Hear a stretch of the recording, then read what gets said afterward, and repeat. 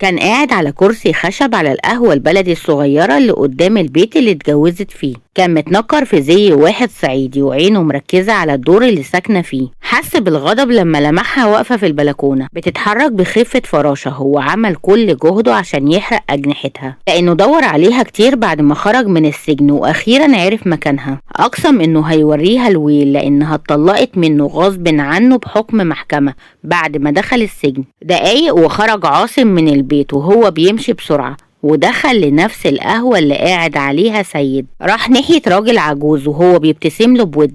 صباحك نادي يا عم سعيد. ضحك الراجل العجوز وقال صباح الفل يا عاصم يا ابني. اما في البلكونة فكانت واقفة حلم بتبص لعاصم من اول ما خرج وعينيها عليه وبتتابعه، وكانت بتدعيله في سرها انه يرجع لها سالم وما يسيبوش سوء. لكنها استغربت لما لقيته دخل القهوة دي. دخلت للشقة عشان تلاقي مجيدة قاعدة قدام التلفزيون بتقطع. قعدت جنبها وهي بتبتسم بإحراج، فقالت مجيدة عايزة تقولي ايه يا حلم؟ هو يعني ليه دايما عاصم بيدخل القهوة ويقعد فيها حوالي ساعتين قبل ما يروح شغله؟ ابتسمت مجيدة بمكر وهي بتبص الحلم وقالت من غير مقدمات عشان بيشتغل فيها. استغربت حلم وهي بتبص لحماتها وقالت باستغراب بيشتغل فيها ليه؟ اتعدلت في قعدتها وقالت بفخر عاصم مش محتاج فلوس عشان يشتغل في القهوة. الحكاية وما فيها يا ستي ان عم سعيد اللي مأجر القهوة من صاحبها الإيجار غلي عليه، فما بقاش قادر يدفع مرتب الواد اللي بيساعده في تقديم الطلبات للزباين. فعاصم لما عرف بقى بيروح يساعده. عمك سعيد جوه بيعمل الشاي والقهوة وعاصم بيوزعها على الزباين، والواد عمرو اللي ساكن فوقينا برضه بينزل يساعده. اصله يا بنتي راجل غلبان ونفسه عزيزة وعنده 4 بنات بيجهزهم. ابتسمت حلم وهي حاسة بسعادة من جواها من عمايل جوزها النبيلة عشان تسمع مجيدة وهي بتتنهد بحزن وتقول بس ربنا يسامحها تهاني كانت كل يوم والتاني تتخانق معاه بسبب شغله في القهوة. وسألتها بخبث انتي اتضايقتي انتي كمان ولا ايه؟ بصت لمجيدة وهزت راسها وقالت بعفوية لا طبعا انتي ما تعرفيش حبه زاد في قلبي قد ايه. وشهقت وحطت ايديها على بقها عشان تبصلها مجيدة وتقول بانتصار وسعادة اخيرا نطقتيها، ده انتي كنت بتتحرشي بيه وانتوا صغيرين وتقولي مش هتجوز غير عاصم. وسعت عيونها بذهول لما عرفت ان مجيدة اكتشفت امرها لانها ما قالتش غير لرؤى بس. اكيد رؤى هي اللي قالت لها. فقالت لمجيدة انتي عرفتي ازاي؟ ابتسمت مجيدة بثقة ومسكت ودانها كأنها طفلة صغيرة وقالت وهي بتضحك انتي فاكراني عيلة صغيرة يا بنتي يا نملة؟ انتي عرفتك من اول ما شفتك. زمت شفايفها بضيق طفولي وقالت يا ماما بقى مش هتبطلي تقولي لي يا نملة دي. ما انتي اللي كنت مسافرتها كده قد النملة بتختفي كل شوية ونقعد ندور عليكي. ضحكت حلم بسعادة وهي بتشارك مجيدة ذكرياتها القديمة السعيدة. وقفت العربية الجيب السوداء قدام بيت ريفي واتفتح الباب عشان ينزل منه خالد ومن بعده جاسر، وراحوا ناحية باب البيت وخبط جاسر على الباب لكنه كان بيخبط بعنف عشان يمسك خالد ايده وهو بيبصله باستغراب. وقال له خالد بهدوء قبل ما ندخل تمالك اعصابك مش عايز زعيق. البت دي هي الخيط الوحيد اللي قدامنا لان لو طلع الخط بتاعه متشفر هياخد وقت طويل جدا على ما نحدد مكانه. اخد جاسر نفس عميق وهز راسه وخبط خالد على الباب بهدوء. دقايق وفتح الباب ست كبيرة لابسة هدوم فلاحي وقالت باستفهام انت مين يا جدع انت وهو؟ ابتسم خالد بهدوء وقال خالد السويسي مكافحة المخدرات. شاور على جاسر وده جاسر مهران رجل اعمال. مدام شاهندة واستاذ فتحي موجودين؟ هزت راسها وهي بتبص لهم بقلق. هي عارفة جاسر كويس من اسمه. مش هو ده الراجل اللي ابنها كان بيشتغل عنده واللي كان متجوز شاهندة قبل كده؟ يا ترى عايز شاهندة وابنها في ايه؟ وسعت لهم عشان يدخلوا وبدأت تنادي بصوت عالي فتحي يا فتحي انزل يا واد في ناس عايزينك. وقف خالد بهدوء بيبص للبيت بعينه.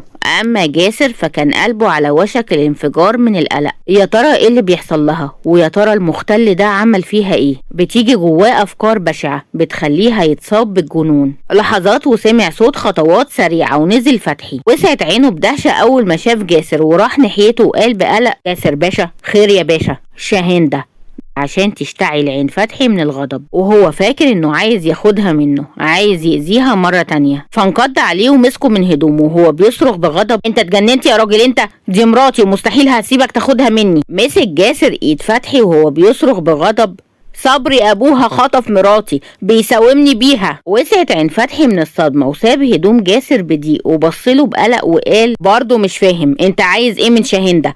انا مش هدخل مراتي في لعبتك معاه. عشان يسمع المره دي صوت خالد اللي قال بهدوء وثقه الموضوع ابسط من كده يا فتحي، احنا بس عايزين منها كام معلومه مش اكتر. بص فتحي للراجل اللي اتكلم بشك عشان يطلع له خالد بطاقته الشخصيه. هز فتحي راسه وطلع لفوق عشان ينادي شاهين ده، وقعد جاسر على كرسي من الكراسي وهو بيهز رجله بعصبيه. مفيش في ايده حاجه غير انه مشتاق لها وخايف عليها لا يكون حصل لها حاجه. اما خالد فمسك تليفونه وبعد عن جاسر وطلب رقم متسجل عنده باسم الثعلب الهادي. لحظات ورد عليه السلام عليكم. وعليكم السلام محمد، من غير ما تقاطعني اسمع اللي هقول لك عليه وتنفذه كويس. وقال له خالد على اللي هو عايزه عشان يقول محمد بثقه تمام اعتبره حصل. قفل التليفون وهو بيبتسم بخبث عشان يقول في نفسه اما نشوف نيتك ايه يا مدام تهاني. رجع لهم عشان يلاقي فتحي نازل على السلم ومعاه شاهندة. ابتسم خالد بحب لما افتكر معشوقته لان شاهندة كان فيها شبه منها. نزلت شاهندة ورا فتحي وهي ماسكه في ايده جامد وبتبص لجاسر بخوف. قعد فتحي على الكنبه وقعدها جنبه وهي فضلت ماسكه دراعه. بصلهم فتحي عشان جاسر يقول بلهفه وانفعال انا رجعتلك فلوس ابوكي كلها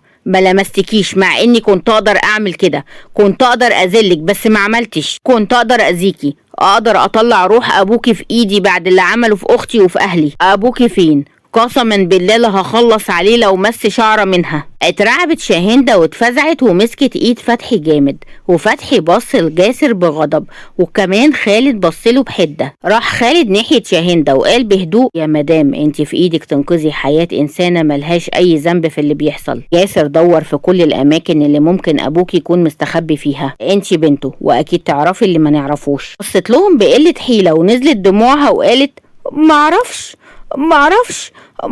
عنه حاجة والله. انا اكيد مش عايزة رؤى تتأذي، هي اللي ساعدتني وحاولت تنقذني منه لما كان بينتقم مني، بس انا والله معرفش. وخبت وشها ما بين ايديها وهي بتعيط وفتحي طبطب عليها بحنان. اما جاسر وخالد فبصوا لبعض بحيرة هيعملوا ايه دلوقتي. قال جاسر في نفسه برجاء يا رب. في اللحظة دي جت صوت رسالة على تليفون خالد، فتحه عشان يقف من مكانه ويقول حددوا المكان يلا بسرعة. قام جاسر جري على العربية وخالد وراه وجريت شاهندة وفتحي. وقفت شاهندة قدامهم وقالت انا عايزة اجي معاكو، بابا مش عارف ان الفلوس معايا مش معاك، يمكن لما يعرف المشكلة تتحل. صرخ جاسر بلهفة اركبي يلا. ركبت شاهندة العربية بسرعة وطبعا فتحي ما سابهاش وركب جنبها عشان تنطلق العربية بتشق غبار الطريق، وكان جاسر اللي بيسوق بأقصى سرعة. اخيرا مشي. كان قاعد على انه زبون من الزباين بيطلب منه المشروبات زيه زي الكل. اتنهد براحة لانه ما لاحظوش، اكيد هو مش عارفه او هو بيظن انه مش عارفه. تابعه بعينه وهو بيخرج من القهوة بعد ما غير هدومه وفضل متابعه لحد ما خرج من الشارع كله. لحظات ولقى مجيدة خارجة هي كمان من العمارة، لان سامر الخبيث قاله على كل حاجة.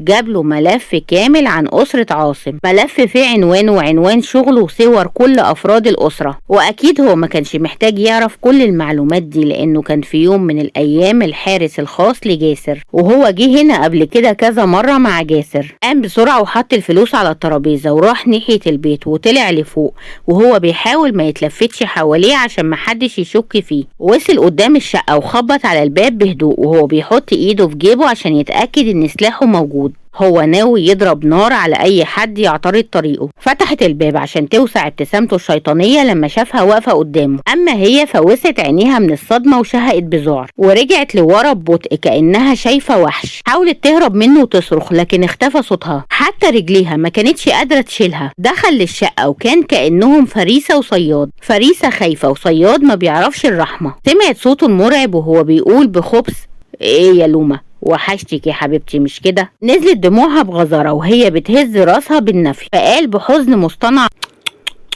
اخص عليكي، معقول ما وحشكيش سيد حبيبك؟ نسيتي ليالينا الحلوة؟ بس معلش تتعوض، انا هفكرك بكل حاجة بس مش هنا، عيب، دي بيوت ناس، في بيتنا فاكرة بيتنا مش كده؟ بدأت شهقاتها تعلى وجسمها يترعش وعقلها بدأ يتشوش، وحست بالأرض بتلف بيها. شافته وهو جاي ناحيتها وعلى وشه ابتسامته الخبيثة. مبقتش حاسة بحاجة لأنها ببساطة فقدت وعيها. في فيلا صبري المهجورة كانت واقفة في المطبخ بتحضر الأكل وهي حاسة بالألم في قلبها لأنها ما خدتش الدواء بقالها يومين. العرق كان مغطي وشها من تحت نقابها وكانت حاسة إنها هتتخنق من حرارة الجو. كانتش قادرة تتحمل أكتر من كده. نزلت دموعها وقالت في نفسها: يا رب أنا ماليش غيرك، احميني منه، ساعدني يا رب. مكتب صبري كان قاعد وقدامه سامر اللي بيبتسم زي العادة بخبث وثقة. بس ايه رأيك في دماغي؟ اتنهد صبري بضيق وابتسم ابتسامة صفرة وقال: ما خلاص يا سامر، قلتلك بدل المرة 1000 دي دماغ إبليس نفسه. دلوقتي نتكلم في الجد. فلوسي، انا عايز فلوسي. هنكلم الزفت جاسر ده امتى؟ انا عايز فلوسي وروح جاسر مهران، وبعدين هاخد شاهندة واهرب بيها بره، حتى لو اضطريت ان اخلص على اللي اسمه فتحي ده كمان. ضحك سامر بسخرية وقال: نكلم مين يا عم انت؟ لا طبعا مفيش الكلام ده، احنا هنوصل له رسالة بطريقتي مش عن طريق الموبايل اصلا. بصله في بشر وقال باستفهام وهو بيسأله بقلق: ليه؟ ما انت بتقول ان الخطوط دي متشفرة، فيها ايه يعني؟ قال سامر بضيق: جاسر حبايبه كتير، ممكن يحددوا مكاننا بسهولة لو استخدمنا خط الموبايل ولو لدقايق. وضيق عينه وبص لصبري بشكل: صبري انت ما عملتش حاجة مش كده؟ اكيد انت ما بتعملش حاجة من غير ما اقولك. حكي صبري دقنه بارتباك وهو بيبص لسامر بذعر عشان توسع عين سامر، وقال بانفعال: عملت ايه؟ هتودينا في 60 داهية. قال له صبري على الرسالة اللي بعتها لجاسر عشان يصرخ سامر بذعر: روحنا في داهية، روحنا في 60 داهية، انت لسه قاعد؟ بسرعة يلا لازم نمشي. اما بره فوقفت عربية جاسر بعيد عن الفيلا بشوية عشان يبصوا كلهم للبيت ده اللي بيحوطوا عدد كبير من الحرس. نظرة شاملة كانت عين خبير بتقول بثقة: الحراسة على البيت متقسمة بشكل غريب، التلت والتلتين، في جزء صغير على الباب الرئيسي، واللي موجودين في الظهر شايفين عددهم كتير ازاي؟ معنى كده ان صبري مخطط للهروب من الناحية التانية. اللي هيحصل ركزوا معايا: جاسر وفتحي الحراسة اللي على الباب الرئيسي، مش عايز صوت طلقة تطلع. وطلع من عربيته 3 مسدسات فيهم كاتم للصوت. اما شاهندة فهتدخل الفيلا، وجودها هيشتت صبري. اما انا فهتعامل مع اللي ورا لحد ما البوليس يوصل، مفهوم؟ بص فتحي لشاهندة بقلق، حاسين ان هما في فيلم العصابة من عصابات المافيا. لكن شاهندة كانت قلقانة جدا على ابوها. هي هتحاول تتكلم معاه وترجعه عن اللي بيعمله. نزل خالد بخفة من العربية بيتسلل المكان بخفة الفهد الاسود. اما جاسر وفتحي فنزلوا رايحين ناحية الباب الرئيسي وشاهندة في العربية للامان. اما جوه فكانت بتصرخ فيه وهو بيشدها من دراعها وبينزلها من على السلم بالعافية: ابعد عني، بقولك ما تلمسنيش، سيب دراعي يا حيوان. عشان يصرخ سامر ويقول: الا اطلع اجيبها انا طالما مش قادر عليها. عشان يلف صبري دراعه حوالين رقبة رؤى ويحط مسدسه على راسها. فتح صوته عشان يصرخ بتوعد لكن قطعوا الصوت ده. بابا، قالتها شاهندة وهي بتدخل من باب الفيلا اللي كان فاتحه سامر عشان توسع عين صبري بدهشة. بص لبنته اللي كان مشتاق لها جدا لكنه سألها بحذر: انت جيتي هنا ازاي؟ وعرفت ان انا هنا منين؟ مين معاكي؟ دخل فتحي. اما جاسر فكان مستخبي ورا الباب. كان مشتاق ليها جدا وكان عايز يطمن عليها وحاول يتمالك اعصابه. بص صبري لفتحي بحقد وقال: انت عرفت مكاني منين وعايز مني ايه؟ قالت شاهندة بحنان: ما حدش عايز منك حاجة يا بابا. جاسر رجعلي فلوسك كلها، والله رجعلي الفلوس كلها. سيب رؤى وانا هسيب لك الفلوس كلها، انا مش عايزة حاجة منهم، والله ما عايزة. رجعلك الفلوس؟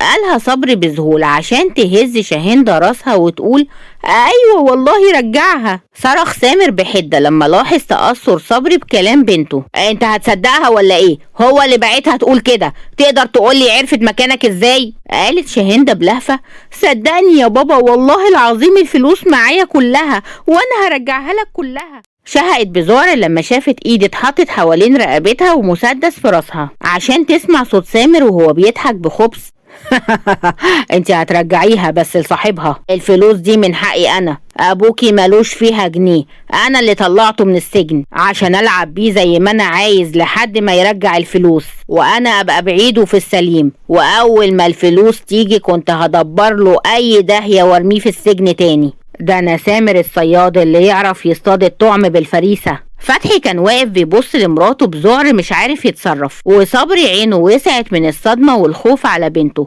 وصدمة من المحامي بتاعه. الصمت هو اللي كان سايد، وده قلق جاسر جدا وخلاه يدخل الفيلا بحذر. وسعت عين رؤى اول ما شافته ولقيته بيبص لها بشوق ولهفة وقلق، وكان ماسك مسدسه وعينه بتتنقل ما بين رؤى وصبري وشاهندة والمختل اللي ماسك شاهندة. صرخ بغضب: سيب مراتي يا صبري، ما تخلينيش اخلي الموت حلم من اللي هعمله فيك. قال صبري بعجز وهو بيبص لبنته بخوف: خلص بنتي وانا اسيب مراتك. كانت نبرة فيها عجز وخوف واضحة جدا في كلام صبري، نظراته المرتجفة الخايفة اللي بيبص بيها لبنته. عشان يقرر جاسر يساوم سامر: هديك اللي انت عايزه، 1,000,000 2 3 بس سيبها.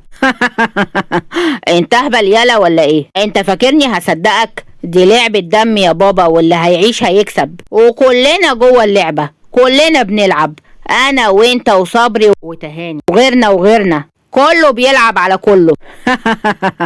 يا عزيزي كلنا مجرمون، يا عزيزي كلنا قاتلون. أدرك جاسر في اللحظة دي إن اللي واقف قدامه مختل مريض نفسي لازم يتعامل معاه بحذر. في لحظات كان صوت الرصاص مالي المكان ومنتشر في كل مكان. أما خالد فصوب مسدسه ناحية إيد سامر اللي ماسكة شاهندة. صرخ سامر بألم عشان يبدأ إطلاق النار بعشوائية هو وبعض الحراس اللي كانوا معاه جوه البيت. أما فتحي فشد شاهندة ناحيته وخباها ورا كنبة كبيرة، وجاسر استخبى. كان بيحاول يصوب على سامر اللي صوب بدقة رصاصة جت في راس صبري عشان يقع جسمه على رؤى ويقعوا مع بعض. في لحظات كان البوليس في المكان وقبضوا على سامر واللي حي من الحراس، وسامر وقف يضحك زي المجنون وهو بيبص لجثة صبري ويقول بهستيريا: خلصت عليه، انا اللي خلصت عليه، سلام يا صبري، نتقابل في الجحيم. واخدت عربية الاسعاف جثة صبري، وجاسر كان قاعد على ركبته جنب رؤى بيحاول يفوقها بشتى الطرق. رؤى انت سامعاني؟ فوقي يا رؤى عشان خاطري، فتحي عينيكي، قومي يا رؤى بالله عليكي. فتحت عينيها وقالت بصوت ضعيف كلام خلى جاسر جسمه يتجمد: جاسر، هي الدنيا ضلمة ليه؟ تفتكروا رؤى ما بقتش تشوف؟ وايه اللي هيحصل لتهاني بعد ما سامر قال اسمها؟ ويا ترى حلم السيد عمل فيها ايه؟ كل ده هنعرفه في الحلقة اللي جاية، انتظرونا. لو وصلتم معانا لحد هنا ما تنسوش الاشتراك في القناة وتفعيل زر الجرس، وما تنسوش اللايك والشير وتعليق حلو منكم بالصلاة على الرسول صلى الله عليه وسلم.